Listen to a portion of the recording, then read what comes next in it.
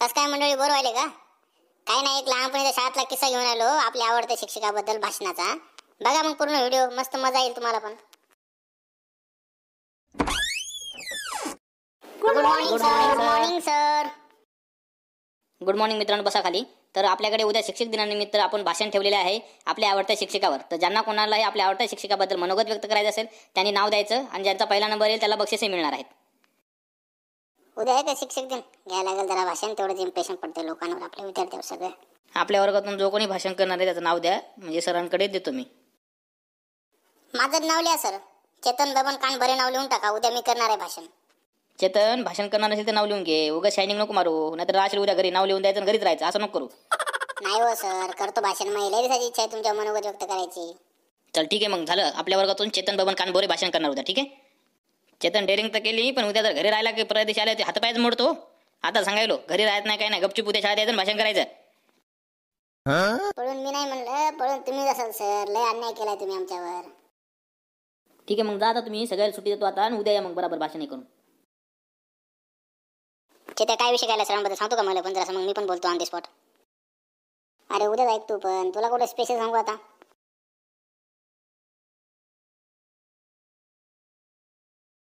अरे काय हुशार विचार काय नाही, उगा हुशार काय मारायले, काय भाषण घेत नाही पाय तू.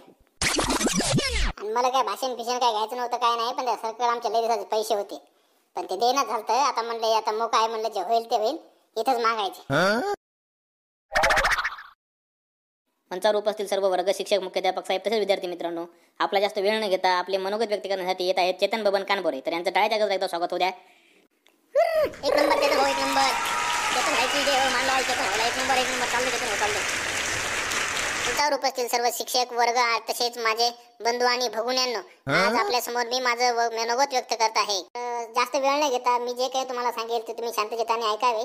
माझे आवडते शिक्षक आहेत उत्तम झोडपे सर. माझ्या सरांना एक डोकं आहे जे मॅडमच्या बोलण्यावर नंदी बैलावानी हलते.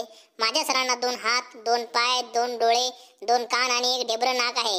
एक जीभ पण आहे, पण ती शाळेतच फक्त तरतर करते, बायकोच्या पुढे उघडत सुद्धा नाही.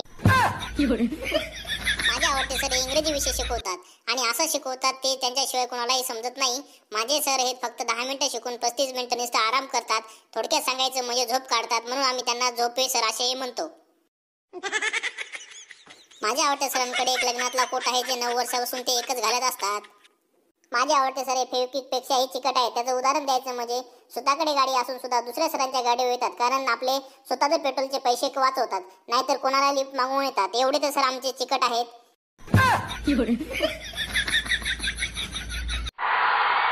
माझे सर एवढे फुकट काव आहेत की आतापर्यंत त्यांनी माझ्या घरून कांदे, टमाटे, वांगे, संभार घेऊन गेले, पण आतावर 1 रुपया टेकवलेला नाही.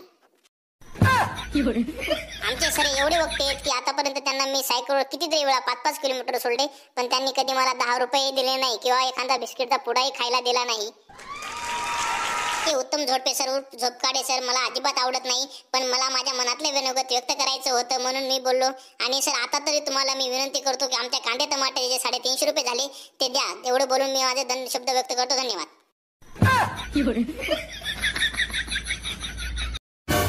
आरामखोराची त्या तू गोड बोलून मग इथं गाडी थांबा. तू मेलास, तू थांबतो. कांदे टमाटे तिथे काढायचं, तू या थांबतो.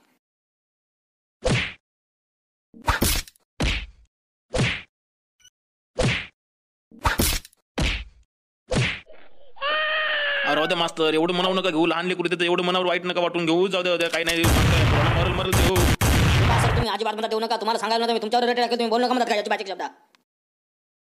लय हराम खरा, लय बोलायला का तू? थांबा.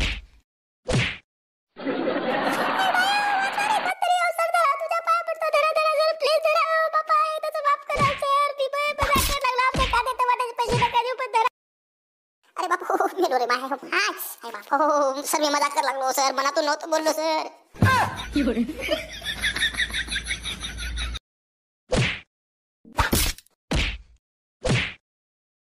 कुठं पळशील तू? पळून हा, कुठं पळशील तू? थांब तू, ते दातच पाडतो. अरे बापरे बायो, कांदा धरून बापा बस, काय नाही परत बोलणं बोया मास्तर, काहीच रे बापा फिरू.